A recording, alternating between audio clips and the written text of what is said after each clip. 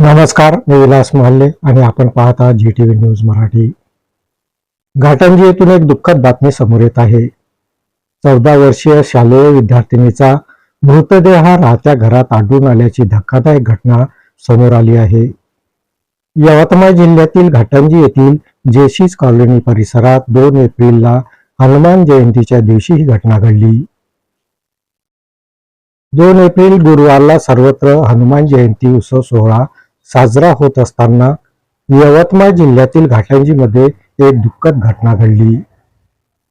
घाटंजी शहरातील जेसीस कॉलनी परिसरात एका 14 वर्षीय विद्यार्थिनीचा मृतदेह हा राहत्या घरात आढळून आला.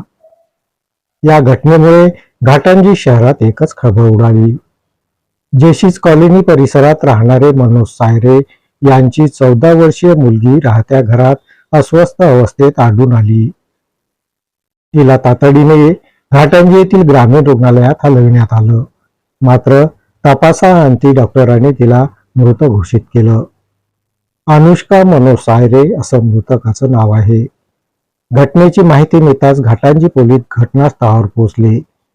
पोलिसांनी घटनास्थळाचा पंचनामा केला. तसेच घाटंजी ग्रामीण रुग्णालयामध्ये मृतदेहाची उत्तरीय तपासणी करण्यात आली. अनुष्काचा मृत्यू नेमका कशामुळे झाला याबाबतची माहिती स्पष्ट होऊ शकली नाही. घाटंजी पोलिसांनी घटनेची नोंद घेत पुढील तपास हा सुरू केला आहे. अनुष्काच्या मृत्यूमुळे सर्वत्र हळहळ व्यक्त करण्यात येत आहे. या बातमीपत्रात इथेच थांबतो. परत भेटूया नवीन बातमीपत्रात. तोपर्यंत पाहत राहा GTV न्यूज मराठी. नमस्कार.